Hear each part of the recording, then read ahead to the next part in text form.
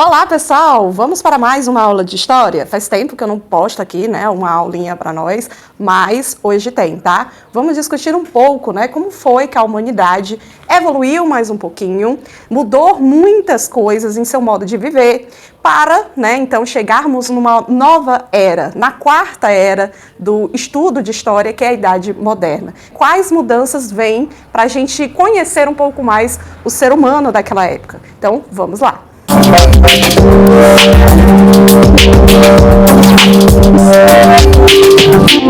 A história, né, como a gente já viu em outras aulas e já discutiu por aqui, ela estuda o ser humano. A história, ela tem como objetivo conhecer o ser humano, né, estudar a evolução dele ao longo dos anos para a gente entender como chegamos até aqui. Então, é necessário a gente compreender que tudo é feito por etapas, né, que a história ela vai se construindo aos poucos, assim como a nossa vida. Vê lá que lá no início da pré-história, né, o ser humano ele estava nascendo ainda, estava se adaptando. Na Idade Antiga a gente ainda estava aprendendo a viver em sociedade, né, tentando entender como era que criava leis, construía cidades, construía impérios. E chegamos na Idade Média, né, onde esse ser humano ele estava mais um pouco evoluído, já existiam grandes reinos, né, administrações, mas ainda faltava mais um pouco. Então, a todas as eras da história, o ser humano ele vai passando por etapas e cada uma dessas etapas é uma evolução da outra. Então, a gente não pode dizer que a Idade Moderna ela quebra completamente os valores das outras etapas, né?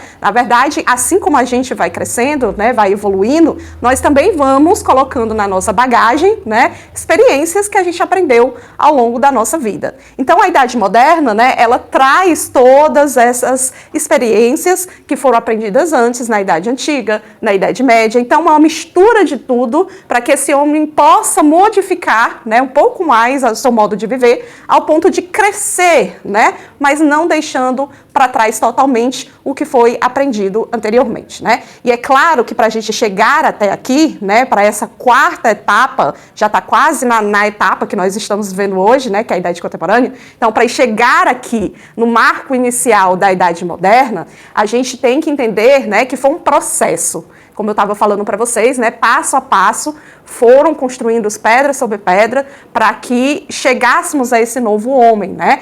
A que essas mudanças viessem a acontecer, esses acontecimentos que marcariam, né, que o historiador reconhecesse então que ali nós tínhamos uma nova fase. E que aquelas pessoas que viviam naquele período não tinham noção que estavam vivendo numa nova época. Assim como nós, né? A gente está aqui vivendo a Idade Contemporânea, mas daqui a um tempo, o historiador lá do futuro, ele pode dizer que essa nova era que nós estamos vivendo, o século XXI, a era tecnológica, ela quebra completamente os valores da outra e deu um novo nome para a gente. Então, as pessoas que viviam durante aquele período, de 1453 a 1789, né, que na historiografia é a data que marca o início e o fim da Idade Moderna, aquelas pessoas não tinham noção, né, que estavam vivendo essa nova fase. Mas muitas mudanças vão ser percebidas ao longo dos anos, certo? E algumas dessas mudanças são até propositais.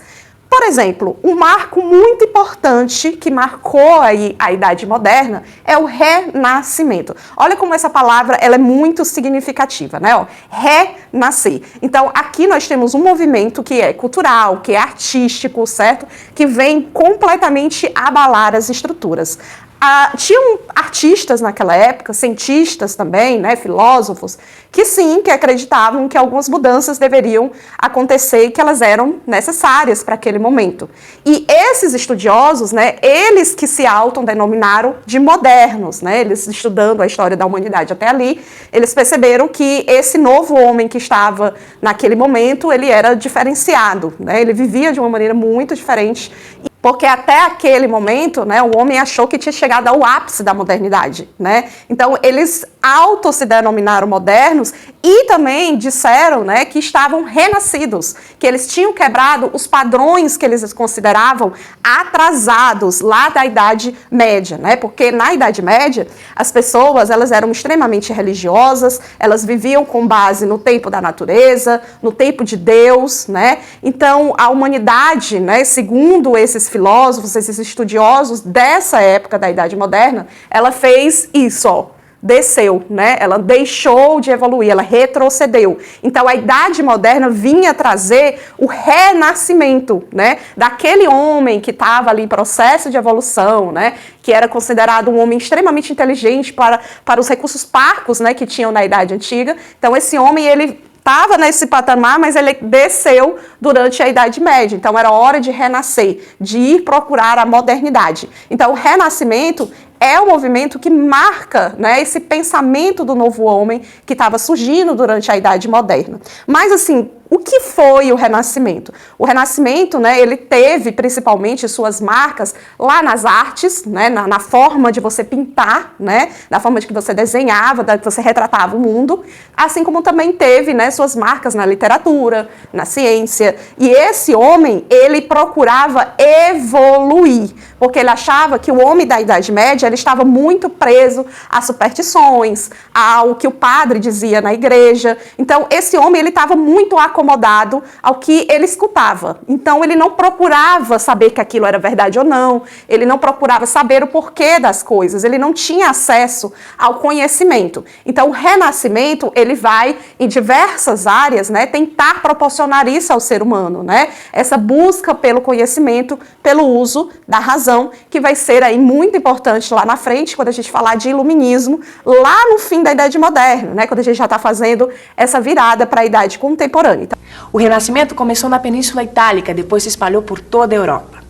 Se a gente observar bem os quadros pintados no espírito do Renascimento, a gente descobre muita coisa.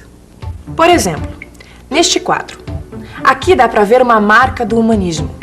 O tema da pintura faz parte da mitologia dos antigos gregos e romanos. O uso do nu também era uma novidade para a época. Pintar figuras nuas tinha a ver com o estudo científico do corpo humano. Essa sensação de profundidade que a gente tem quando olha os quadros do Renascimento também tem a ver com a ciência. Para criar esse efeito, os pintores usavam a geometria.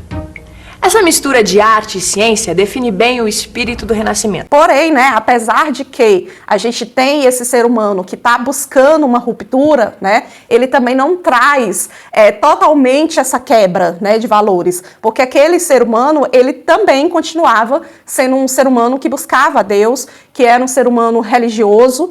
Então, não houve uma quebra total, né? Digamos que aqui o ser humano, ele vai ser posto em primeiro lugar apenas, porque tinha aquele pensamento, né? Se o ser humano, né, desde lá do período da Bíblia, né, é considerado a obra mais perfeita de Deus, então por que não valorizar esse ser humano? Então é por isso que nós temos o nascimento do antropocentrismo, que é uma característica fundamental, não só do Renascimento, mas como também da Idade Moderna, né? A valorização do ser humano e tudo que ele tem de bom, mas não deixando de lado, né, todas as crenças religiosas, né? Nós temos muitos quadros renascentistas que retratam cenas da Bíblia, só que esse homem, ele está mais ressaltado, né? Nós temos ali um quadro onde tem todas as feições humanas, né, muito bem feitas, nós temos um sentimento muito presente, né, dentro ali da feição, tanto das esculturas como nos quadros, né? Então nós vamos ter uma busca mais por perfeição, né, de deixar esse ser humano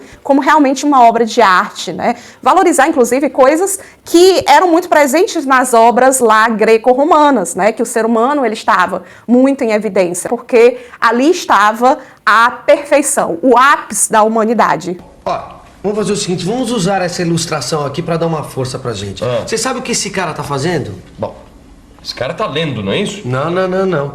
Esse cara aqui tá traduzindo obras clássicas da antiguidade, tá? Da civilização grega e da civilização romana. Senti firmeza, hein? Gostou, tá né? sabendo mesmo. Olha, isso não é nada, olha. Sabe o que eu descobri também? Que teve várias bibliotecas do Oriente que foram trazidas pra Europa naquela época. Tá certo. Pô, tô gostando de ver, tô Gostou? sabendo mesmo, hein? Mas, ó, eu também fiz as minhas pesquisas e descobri umas coisas interessantes. Olha só. Isso aqui é uma pintura medieval, tá certo? Certo. Agora, compara essa pintura medieval com essa outra aqui, olha. Nossa, rapaz, que diferença. Peraí, volta um pouco à anterior, ó. Eu quero ver uma coisa, peraí. Olha só, essa pintura aqui é uma coisa chapada. Volta pra outra, volta. Tá vendo? Essa pintura aqui tem profundidade. Pois exatamente, essa impressão de profundidade é justamente a marca registrada da pintura do Renascimento. E outra coisa que vem, né, trazer de mudança, né, marcar aí essa quebra de comportamento, né, da economia, é justamente o fato de que nós temos agora um ser humano mais questionador, né? Se antes a gente estava muito preso aos dogmas, né, da Igreja Católica, que a Igreja Católica decidia, né, o que era para ser aprendido, quem era que poderia ter acesso ao conhecimento, né? Nós temos aqui um ser humano mais querendo saber o porquê das coisas, né? Tanto presente nos estudos científicos do Renascimento, como também na religião, né? Um dos marcos da Idade Moderna, né, que veio aí para chutar o pau da barraca, foi a Reforma Protestante, né? Que nós temos uma separação, uma quebra dentro da Igreja Católica, onde nós temos Martinho Lutero questionando muitas coisas de erradas, inclusive, né, que acontecia ali dentro da Igreja Católica. Nós temos o poder da Igreja, né, sendo colocado em questão. E muitas pessoas aderindo a esses pensamentos, né, portanto, é por isso que nasce a religião protestante, né, devido a esse protesto contra a Igreja Católica, e queriam dar, né, luz a muitas outras igrejas que iriam nascer aí, que hoje seriam as igrejas protestantes, evangélicas, enfim. Então nós temos uma quebra, né, dos valores, né, da base ali dentro da Idade Média, que era justamente a religião, né? Imagina se a gente está em cima de uma mesa e alguém chuta um dos pés da mesa, né? A mesa começa a balançar, né? Então a Reforma Protestante traz muito desse pensamento, desse novo ser humano, né? Eu não quero só obedecer, mas também devo obedecer, mas por que disso? No início do século XVI aconteceu a Reforma Religiosa. A reforma mudou o comportamento de parte dos europeus. Eles passaram a ter ideias e atitudes mais afinadas com os novos tempos. As cidades se tornaram os centros da nova cultura que surgiu na Idade Moderna. Mas as transformações não aconteceram do dia para a noite. A modernidade não atingiu todos os países da Europa ao mesmo tempo. A maior parte da população dos reinos cristãos ficou fora desse processo. A maioria dos europeus morava no campo. A Europa continuava sendo uma sociedade agrária. Nos novos tempos, ainda havia a intolerância religiosa e perseguição dos defensores de ideias diferentes. E, ao mesmo tempo, essa foi a época em que o poder militar europeu dominou na base da força e da violência as populações da África e da América. E também temos a formação dos Estados Nacionais, né, que acontece bem no início da Idade Moderna, onde a gente vê, né, não uma ruptura completa dos valores da Idade Média, mas a gente vê, digamos assim, um aprimoramento do que foi lá naquela época, né, onde nós temos os antigos reinos, né, que tinham sido formados ali durante a Idade Média, né, sendo agora mais bem estruturados, né, com o rei, uma figura central, que está ali fazendo as leis, que tem a ver com o povo que morava ali, né? Aquele rei, ele também cuidava da proteção de todo mundo, ele tinha esse comando, né? Fazia a administração do lugar, né? E tinha todos os poderes centrados nele, né? Na figura do rei, que a gente chama de absolutismo, né? Que a gente já viu, né? Tem outras aulas falando bem, né? Como foi que esses antigos reinos se estruturaram para formar países, né? E esses países administrados por reis, né, que são figuras que nasceram lá na Idade Média, né, que já foi um aprimoramento dos antigos imperadores romanos, então que aqui eles estão mais bem estruturados, né? Esse rei, ele tem noção, né, que ele tem que centrar esses poderes, né, da forma de que as pessoas venham a obedecê-lo, né, mas venham compreender qual é o papel dele ali, né? Por isso o absolutismo que vem, né, também inaugurar essa forma de pensamento, né, de que nós temos um ser humano à frente de qualquer coisa, né, de qualquer outro tipo de poder, aliado ao poder de Deus, né? Então não era uma quebra tão profunda assim da Idade Média, né? Que a gente pegou algo que deu certo lá atrás e reformou para que ficasse melhor, certo? E a formação dos Estados Nacionais, né, dos primeiros países, e esse absolutismo, onde esse rei vai buscar cada vez mais poder, também houve mudanças não só políticas, mas também econômicas, porque o feudalismo, ele quebra totalmente ali na Idade Média, né? Uma das pernas da mesa que já estava balançando agora caiu de vez. A gente tem também um outro marco que propiciou muito, né, o nascimento do nosso sistema econômico, que é o capitalismo, que foi as grandes navegações, né? Era necessário aumentar ainda mais esse comércio que tinha nascido ali no final da Idade Média, certo? Para poder ter, dinheiro, né? Agora tudo, assim como hoje, funciona com base no dinheiro, com base no que eu vou conseguir aqui. E esses reis, né, esses países, eles vão evoluir mais, eles vão se tornar mais importantes, ter mais evidência, se eles tiverem muitos metais preciosos, ouro, prata, que era o dinheiro, gente, da época. Então, o comércio ele precisava aumentar, né? Precisava de ter muito mais mercadorias, mas onde encontrar essas mercadorias? Vamos expandir aí nosso fornecedor, né? Vamos atrás de novas descobertas, e foi aí que o ser humano ele sai daquela bolha ali da Europa e passa a conhecer, por exemplo, a Ásia, né? A América, né? Que parece agora na história, que é a partir da Idade Moderna que a história do Brasil entra, né? Como você vai ver nas próximas aulas, tá? Então, a partir dessas novas descobertas, né, propiciadas pelas grandes navegações, o ser humano ele vai evoluindo ainda mais também do lado científico, né, porque o lado geográfico, que até então ninguém sabia da existência desse novo continente, mas também vai mudar o sistema político também, né. Então vai ser assim, um boom muito grande, porque o capitalismo ele só vai crescer durante a Idade Moderna até ele se formar como a gente conhece hoje, né? Esse processo de evolução, ele não vai terminar na Idade Moderna, né? Ele vai continuar, e até hoje a gente está nesse processo de mudança e vai continuar assim até o fim da humanidade, né? A ciência também avançou muito. Os primeiros óculos, o microscópio, o telescópio também surgiram nessa época. Foi nessa mesma época que um homem chamado Copérnico elaborou sua teoria de que a Terra era uma esfera. Outro homem importante desse período foi Galileu Galilei. Ele dizia que o cientista deve sempre comprovar na prática as suas ideias. Galileu foi perseguido pela Inquisição Católica por causa de uma teoria que hoje a gente sabe que é verdadeira. Galileu dizia que a Terra girava em torno do Sol, numa época em que todo mundo ainda achava que o Sol girava em torno da Terra. Nessa época, 3 grandes coisas revolucionaram a vida na Europa: a imprensa, a bússola e a pólvora.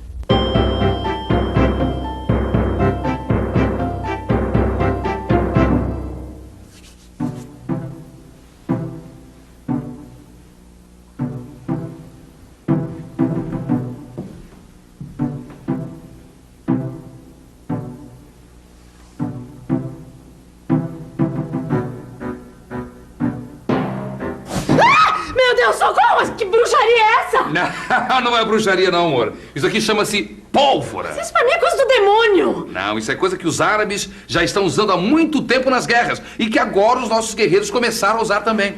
Você só traz porcaria pra dentro de casa. Ah, porcaria. Pois então, dá uma olhada nisso aqui. Que é isso? Ah, é outra coisa dos árabes, aposto. Acertou em cheio. Ah, eu sabia. Mas você sabe para que serve a bússola? Serve... Eu não tenho a menor ideia. Serve pra gente se orientar. Saber onde é o norte, o sul, o leste, o oeste. Mas é pra isso que existem as estrelas, seu bobo. Mas com a bússola, a gente não precisa mais das estrelas para se orientar. Os navegantes já estão usando a bússola, meu amor. Isso é o progresso. E o que é isso? É o progresso também? Ah, isso é um grande progresso. Isso é uma grande invenção de Gutenberg. Então, para que fique mais claro aqui para a gente entender e poder passar para as próximas aulas, onde vai ter tudo muito mais explicado, né? O que foi a formação desse capitalismo, a formação desses novos países, a reforma protestante, as grandes navegações, o que foram esses fenômenos, né, que moldaram ali a Idade Moderna e que trouxe essas mudanças com relação às outras eras, né? Quais são as características da Idade Moderna que vai estar presente nesses outros acontecimentos que vão ser estudados logo mais nas outras aulas? Primeiro, né, a valorização do ser humano, o humanismo, né, que vai ser aqui base, né, do pensamento do ser humano daquela época, né, um ser humano muito mais egoísta, muito mais individualista, né? E temos também o racionalismo, né, que esse ser humano querendo explicar tudo, né, porquê das coisas,